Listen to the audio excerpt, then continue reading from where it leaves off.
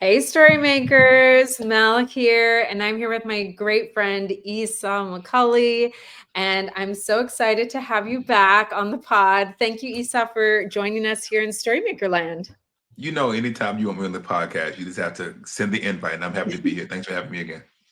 I love it so much. Well, last year when we were on the pod, you had just released a book, How Far to the Promised Land, Oh which yeah, I love. Yeah, such a great book.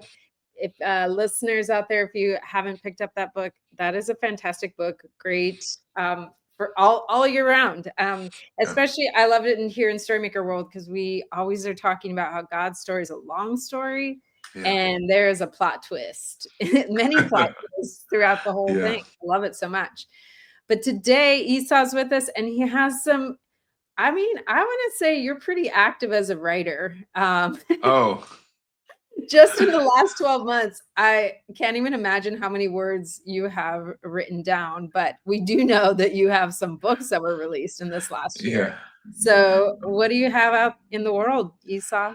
Well, there's one book that is actually out that they can physically get a hold to. That's New Testament in color.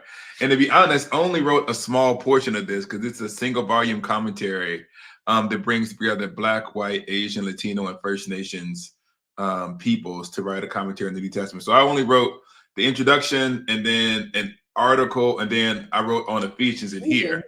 Yeah. But the book that is available for pre-order is that this is called Josie. I said Josie. See, you had me thinking about the other one.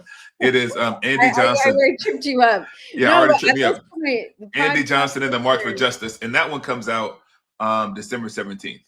that's fantastic. Well, I just want to know on the I like how you're very low key about the New Testament book. It's fantastic. The intro Oh, got me hooked right away. Ephesians is in a very important book in the Bible. And I will mention that Christianity Today did give you guys an award for your yes, commentary. we were chosen as the best book, the book of the year in biblical studies. So according to Christianity Today, it is pretty good book for you to buy. And I think Christianity Today is correct. So I think that you should get it too. And it really was,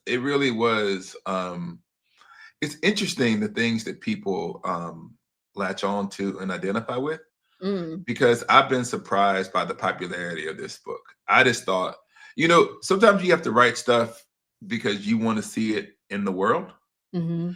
And I started on that book when I was working on Reading While Black. So this book has actually been in process for like 4 years. And when I was working on my first kind of non-academic, non-dissertation book, Reading While Black, it focused a lot on the African American church. But I had this really strong sense that the church included everybody. And so, Mm. although it was important to talk about the witness of the Black church in America, I thought it was also important to talk about the witness of other Christian communities and how we can learn from each other. And so, I just wanted that book to exist. And I've been pleasantly surprised that a lot of other people wanted the book to exist too. So, that's been a real encouragement. Yeah, that's awesome. I mean, I read your bits. Yeah, I'm sure the other parts are very good, but Ephesians was yeah. very fruitful and helpful for story makers. We do our research too, so we There we need go. commentaries. We can't just be Yeah, writing for kids without any context. So yeah, having that, that's dangerous. The fun thing that Esau has out is the Andy Johnson book. And before we yeah. rolled on the podcast, I was asking Esau because he has another book that came out. Yeah. Was that 2 years ago? Or 2 or 3 years ago, called Josie Johnson's Hair and the Holy Spirit. yeah, so I was like, are these people related? What's going on? Yes. Is there a theme? Yes, there's a theme. Let me first of all, it's a part of a series called the Johnson Family. It's the Johnson Family series. The first book was Josie Johnson's Hair and the Holy Spirit. The second one is Andy Johnson and the March for Justice. And if you actually paid attention, my first kid's book was Josie Johnson's Hair. So it's like the Johnson and so that's kind of how the series works together. But what happened was someone reached out to me during the pandemic and said, would you be interested? This is how I got into children's literature. Um, they said, would you be interested in writing a children's book? And if you might remember, it's a pandemic, it was kind of a depressing time. We were all locked into our homes. And I Yeah. didn't want to write any kind of really technical stuff. And Mhm. there's something about getting your mind around the like what it might mean to communicate to a child that is very hopeful and very life-giving. And I thought about, once someone asked me to do it, I was like, yeah, like sometimes academics are saying we can portray ourselves as being too good for children's literature. That was for someone else. And I was like, who's more worthy of our best efforts and time than our children? And I thought about how often I didn't have resources for my kids that either there are some that were really good on the spiritual part. And there are some that were really good on the cultural identification part. I wanted something that was like deeply Christian, but also that recognized who my children were. And so the first book was about a dad who takes his daughter to get her hair done. And that's because I used to take my daughter, my second oldest daughter, to get her hair done. Her middle name is Josephine. And so she sometimes goes by Josie at camp. So Josie, and then Johnson was my high school, J.L. Johnson High School. So Josie Johnson was the name that we created. It was patterned after me and my daughter. But I don't know if anybody who listens to the podcast has children. I hope so. If you put out a book that features one of your kids and not the other three kids, there is drama. There better be a in the Peter house. coming. Yes, and so, well, hold on, we're about to get there. That's what I'm trying to explain to you. So it was my second oldest daughter, and so she was very like, I got a book and y'all don't got a book, and the kids said like, why don't we have a book? And so it is true that I called my publisher, and I said, listen, I got an idea for 3 other books because I got 3 other kids. I didn't say this to them, but I said I got 3 other books. Yeah, I wanted peace in my house. And so the second book, Andy Johnson, it's because my son's middle name is Andrew. So that's where the Andy comes from. And it is about a march that a family takes their kid to. So I didn't take, and this actually during 2020, there were some marches that were going on around in our community in the Chicago area. And so our family doesn't actually go to a march, but me and my wife went to different kinds of events. And we had to do a lot of talking to our kids about what it meant to be a Christian who engaged in protest. And so Andy, there is the second of the Johnson kids who then has their own story. There's another one about Andy Johnson, who is the third kid. And then the fourth one is Isaiah Johnson. And I can't give you all the titles yet because I'm not sure that I'm allowed to. But this one comes out in December and the other ones will come out. So eventually there'll be at least 4 Johnson family books. And maybe I'll return back to Josie and just do it all again after that. I love it. Well, you know what's so cool? I think people often are worried about like Gen Z and Alpha and the next generation. And, and I think worried about anxiety and depression. But one of the superpowers I think of Gen Z and Alpha is that they're hyper aware of what's happening in the world. And so I think that this book, Andy Johnson and the March for Justice, is important because we can't pretend or avoid that they know stuff. Yeah. And then we need to be able to like equip and talk to them about like within a faith context of like, well, how do we move forward in life with hope and trust that there's a resurrection and that means something. And so, this book, Esau, does that kind of tackle that? Topic? This is one of the hard things because I think that anytime something happens in society, the question that a parent has to ask is, what is the line between protecting my kids from, having to deal with adult things versus wanting them to be aware of what's going on in the world, and how do we explain it? Because normally when things happen, you don't, you kind of edit the story to make it kind of kid palatable. And so for example, this book here is an example of a family that tries to do that. And even the language of marching for justice may not be a normal march. You don't just march for justice. Normally there's something that happens in society, but we thought about explaining too much of those scenarios might be complicated for kids. And so we made it a little bit, they're marching for justice, which is underlining most protests. And so we explained to, in the story, you talk about, historically in the past when people were denied rights, people of faith, especially the Black church in the South, like march for justice.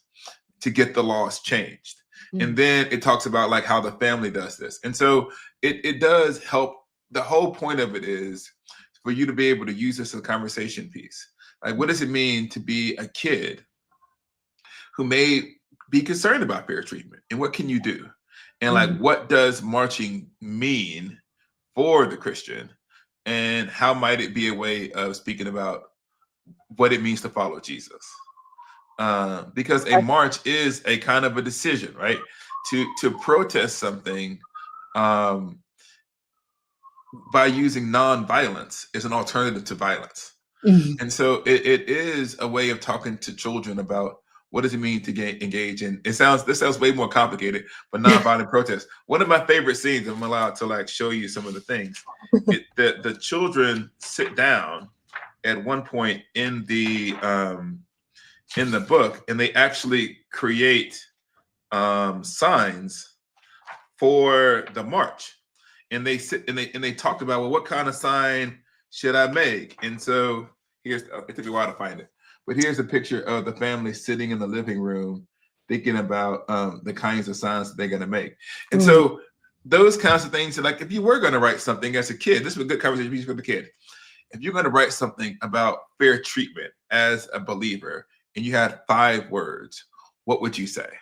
And so those are the kinds of things that are discussed in the book. And hopefully it's fun too. It's not just a long parable, but it depicts kind of a family that likes each other and that has fun together.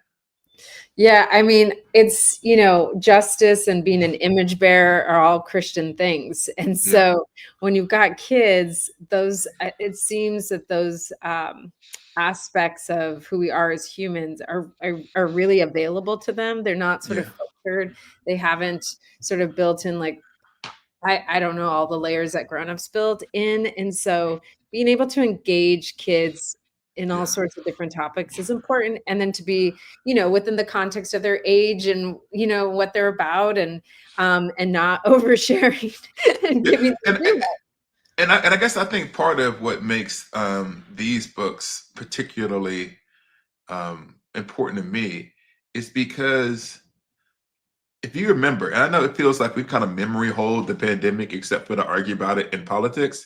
Yeah. But I want to remind us of what it was like to be a kid or a parent of a child who was kind of experiencing like death publicly or seeing and hearing about death publicly for the first time. And so you have to sit down and kind of really explain to them, what it really like, what the brokenness of the world. And how do you have hard conversations with the kids that aren't frightening, overly terrifying to them? Yeah. And so that skill that I had, that muscle that I had to learn how to exercise became a key part of my writing process. So these books were like, I call them the last of the pandemic books, because you all are seeing them now and they're not about the pandemic, but they were written like with the reality that like sometimes the world is complicated and sometimes the world is hard. And how do you introduce your kids to hard things without crushing their spirit? Because that's what I was trying to get at. Interface them. And, so oftentimes I think we think of childhood and we want to like protect it, like it's a terrarium or something like that. But part of our job is to engage stories so they can build resiliency and they can see that people come through stuff. And when they face stuff, then that God is with them and is going to see them on the other side. We all watched My Girl and we survived as kids. that might be so traumatic. That might be dating us, putting us at a certain age. But I remember My Girl. I was like, I can't handle this. Like, oh my gosh. Oh my goodness. Yeah, kids die. Exactly. I was speaking at this event and I ran into oh my goodness, I'm gonna forget the book. She wrote the book, The Bridge to Terra Bithia. Is that the name of it? Oh yes. I forget her name. Yeah. But yeah, like these, they were writing some stories where kids were kind of going through it. And so, I mean, Roald Dahl just gets out the gate right away with like, your parents are dead, you're an Yeah. orphan, you got to live with this Yeah. terrible other grown up, or you're in a boarding school or whatever, wherever they Yeah. put you. I mean, Dickens is similar too Yeah. in that way. And Yeah. it's like we're really attracted to those stories because they're relatable, because of the Yeah. pain point. And then we want to see the hope and resiliency. I mean, and that's what I love so much about How Far to the Promised Land, because Yeah. there was so many moments like that. Yeah. I think that sometimes when you are a writer and you do things like you write Bible commentaries and you write even something like Reading While Black, people could begin to think of you merely as a brain. Mm. It was Captain Patterson, that's who it was, the bridge to Terabithia. People can begin to think of you as a brain who is a Christian because like God works for you and you have all of these intellectual defenses.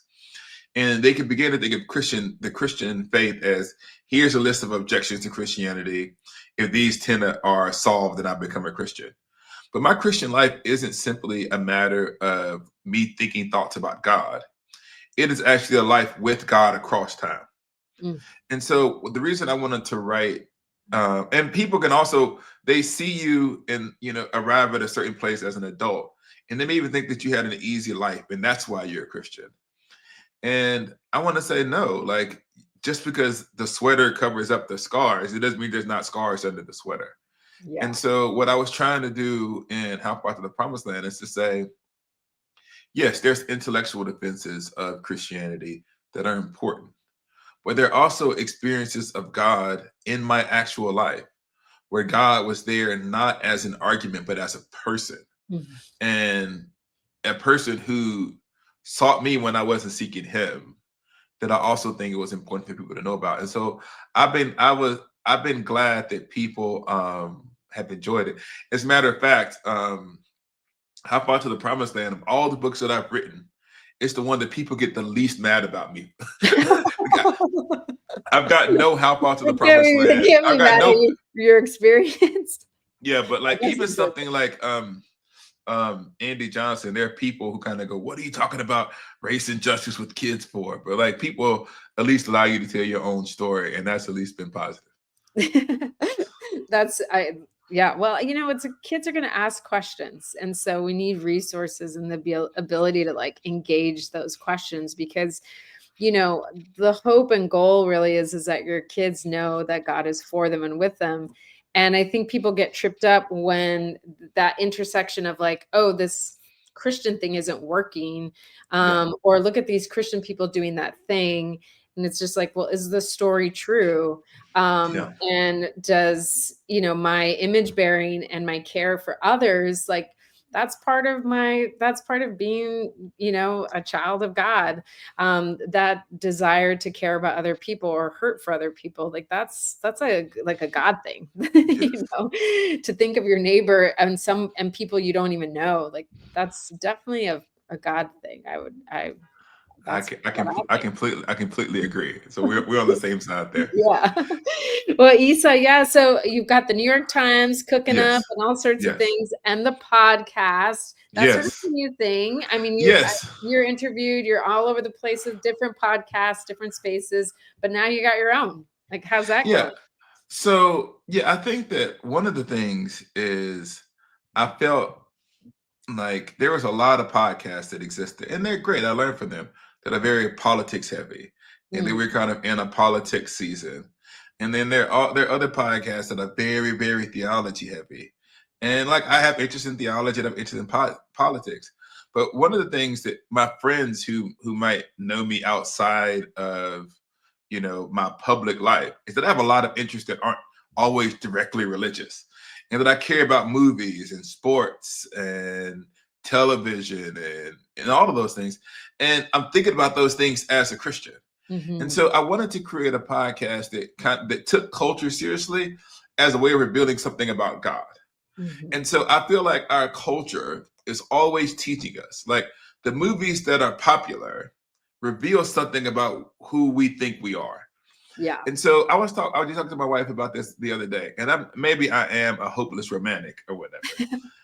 But I think that there is something interesting about the fact that a lot of our kind of current romantic comedies are at the core of them, like maybe slightly nihilistic. Like there Mm. is no sense that like this relationship is going to last. You kind of see a season in this movie where things are good, but it always opens up with this could fall apart tomorrow. And I'm not saying that every single romantic comedy needs to end in a wedding, but I used to like the movies where like at the end there's a wedding and there's a wedding party, and there was a sense of hopefulness that relationships might actually be able to persist. And I think part of it is because we grew up, you know, as the children of divorce. We've experienced divorce and brokenness in our own like friends and family, and so it feels for us possibly even inauthentic to show movies that are just kind of saccharine and hopeful when we have experienced so much disappointment. That's so I think that skepticism about the lasting nature of love is reflected in our films. And that then teaches us to say, well, what do we need to be to give people resources and hope that you might be able to have kind of something that is steady and healthy in your life. And so those kinds of things are just examples of things that we talked about. We talked about even like something like in sports. We talked about like the WNBA and like what the racial politics of the WNBA may have to talk about, show about what's going on in society. And so I always think that if you are paying attention, the wounds of the culture and even the beauty of the culture is always showing up in our art.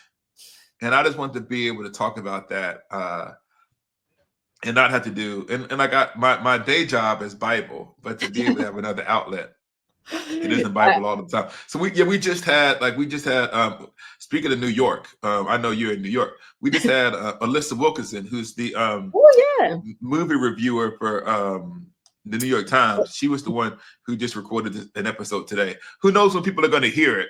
But is it this?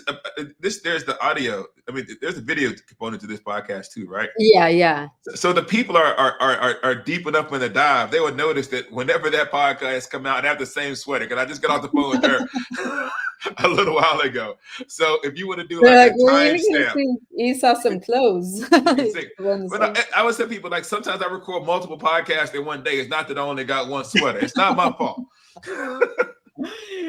No, well, I mean, I love what Madeline L'Engle said was like the good art identifies the chaos but points us towards the cosmos. And as you're describing this podcast to me, it's like we need interpreters because we relate to like the broken pieces or the dark things, or it's like, right, I watched that show or I watched that movie and there's something about that I relate to that in my humanity, but I wish there was like hope or something, know, there was I need the loop to be closed, and the podcast sounds like that's what you guys are hoping to achieve. But, sometimes we achieve it. Sometimes like the silly part of me just comes out and it's all chaos. So like, and the other thing that one of the other good things about, I think I have undiagnosed ADHD. That's probably why I'm always doing 15 different things. And so sometimes if you listen to the podcast, my ADHD wins sometimes. So like right now, I'm super listening to everything that Mel has to say, but you know what I'm thinking? That's an amazing hat. I want one of those cool StoryMakers hat. Because it's like we have all the colors. It is just for those of you who are listening, who are watching it, it's just an amazing hat. And that's what I've been thinking about the entire time. Now that I said well, I love the sweater. Is that for Scotty? Oh, this is actually it's a bear. People always make fun of me because I have like this Paddington Bear looking character on my sweater. It's because like I'm not that tough of a guy. And so this is my way of embracing my inner softy. So yeah, it's just a teddy bear on a sweater. Well, if you can write a commentary and a kid's book in the same year, I think that there's some flexibility in your creativity. I mean, Esau, you're one of the most creative people I know, and your mind is always at work. Were there other literary people in your world when you grew up? I mean, in your family? No, I mean, one of the interesting things is I was always a reader as a kid. Okay. But I'm not actually a very fast reader. And so it's hard for me to read large amounts of material very quickly. And so that meant that whenever there was an assignment, and maybe this is why I'm a little bit creative, I couldn't just read all of the stuff and then just summarize it. I would just have to read enough to know what I thought, and then I would just write my papers. And so my papers were always a little bit light on research and heavy on creativity. So that might be bad for a scholar, but I'm just telling you, I'm not reading all y'all stuff. You keep all these books. I'm gonna read enough of them, then I'm gonna write what I want to think anyway. But I think that I've always been someone who expressed themselves through writing. And I listened to a lot of African American preaching, and the rhetoric of people like Martin Luther King and the Black, it's very ornate. And so I think that my sense of poetry was influenced by like the Black preaching tradition and hip hop, which is also very creative. Yeah. Now I can't sing, right? And I can't do real poetry. But the idea of attending to words and the beauty of words is just something that has always been a part of me. And even when I used to be a preacher, I guess I am a preacher now because I'm now planning a church. Yeah, I got to get used to saying now that I'm a preacher. But when I first started preaching, I had to learn how to tone down some of my flowery rhetoric. But I realized that's because the writer in me that was trying to get out. So I think I've always been a writer, and there's something about a beautiful sentence. And I think that anyone who's been a writer knows this. And there's what I call a double thrill when you write something. First is the idea itself. It gives you a sense of adrenaline, like this is great. I enjoy this act of creation. But really what the joy is like I am excited because I'm anticipating the excitement of the reader.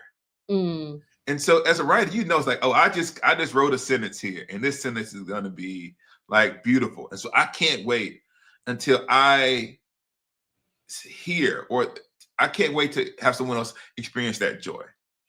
And in some sense, I think that the idea that you create something and you give it away for the joy of other people, that is deeply Christian, right? That my writing, it's for the sake of the joy of others. As a matter of fact, I'm working on a piece right now about Christmas that I can't tell you about because it's not out yet. But between podcasts today, I've been working on this article, and there's a sentence or two in this article. There's some of the I'm more excited about this than anything I've written in a long time. And so I think there's something about this is a way for me to give joy to other people. And that anticipation is something that is always in my mind. As a matter of fact, what I really want to do, if I ever have time, is to write a full-length fiction book. Because most of my reading outside of theology is actually fantasy fiction. And so I've started on a couple of times like a fantasy fiction book, but I've just been busy doing other stuff. But yes, I've written across like a lot of different genres. I've written commentaries, I've written theology books, I've written kids books, I've written memoirs, I've written opinion pieces, I've done reported news stories. But what the last horizon of something I have not yet accomplished that I do want to do one day is to write a full-length work of fiction. Well, we're young, Esau, so there's lots of time. Yes, there's time. Pray for me that I have energy and creativity. It's gonna happen. Well, I mean, I think that. But also, I feel like I just sneak it to my agent, because if I tell my agent I'm writing, she's like, "Why are you doing this, Esau?" So I'm hoping I'm probably gonna have to just write the whole thing and then just send it to her and say, "I did it on the slide. Is it any good? Is it good? Take this and find somebody who wants to publish it." Well, that's the thing about creativity too. When you've got it in motion and it's accessible to you, you just want to. I mean, I think it's also like an image bearing thing. It's a gift thing. It's like God has given you a gift, and it's meant to be in the world, and it's meant to be shared. It's like if you're an amazing chef and you only cook for yourself, that'd be so weird. But it's like, oh, I'm going to share this with all my friends and people, and observing them enjoy the thing is like the greatest gift. So I think it's all very similar to akin. But I'll also say the other thing that you learn that's deeply Christian about writing is how much failure you experience. I mean, people see the books that come out. They don't see the books that are like the ideas that are rejected. They see the opinion pieces that come out, but they don't see the amount of times that you pitch an idea and you're told no. And one of the things that writing actually allows you to do is to hopefully separate your self-worth from the thing that you produce. Mm. So that if you write something that no one wants to read, or if you put a book out that doesn't do as well as you would like, it doesn't mean that God loves you any less. And what I've had to learn as a writer is to say, I am not my work. Mm. That the pleasure that God, the joy that God has in his relationship with me does not increase by 20% if I win a book award. Like God did go, you know what, Esau, I wasn't sure about you until you got that CT Biblical Studies Book Award. Now, welcome to my kingdom. No, I think that he was satisfied with me, or his graciousness had changed my life and before that. And he doesn't give me like an extra bump of grace because I produce something that people bought. And so I do want to say to people who are writers and creatives out there that it is not the outcome. And I even say that the things that mean the most to me are the people who write and tell me the impact that a book had on them. Not any kind of, award. Awards are nice, and I'm glad that, I've gotten them. But there are things that I put a lot of effort into that didn't get any recognition at all. Yeah, I mean, it's or very little recognition. No recognition will be dishonored. Very little, not as much. I can't lie. I mean, like people just go and Google and say, like, all of his books won awards. What he's talking about. So I don't want to lie, but not as all of the recognition. No one gets enough recognition that they think they deserve. It's such a good book. People should love it. And you have to learn how to deal with it. You don't. I mean, the word became flesh. There's something about words that really like come alive and are living organisms in so many ways. And I was just talking to one of our global partners this last week, and we did a translation for teen zines, and we just send stuff out, and you just never know. And you're like, oh, like we serve 5,000 kids. That's great. Or whatever. You're like, that's amazing. But when you get these impact, like connections with people, and they're like, no, this really, I didn't know that God was for me until I read this thing, or these kids didn't really understand that. And then you're like, oh, I can't even believe that I get to be a vehicle to, you just don't know where it's going to land. And you just keep writing and you keep creating, and God's going to do God's thing with it. So either way, yeah. It's so great. Well, Esau, we love to ask everybody what stories have, it sounds like you're reading fiction. So what stories captured your imagination as a kid or as a grown-up? The listeners love to know. Right now, I can tell you the story that's occupying a lot of my time is the Christmas story. Ooh. And I've been reflecting a lot on like baby Jesus. Because, and this is something I'm writing about it, so hopefully it'll come out in print later, is the most amazing thing about, one of the amazing things about the Christmas story is that Jesus himself doesn't interpret it. He can't speak. He's literally a kid. Yeah. And so a lot of us are interpreting like what's happening at Christmas. But what God himself does is the mere thing itself. In other words, he doesn't love us in words on Christmas. It's actually a deed. It is the incarnation.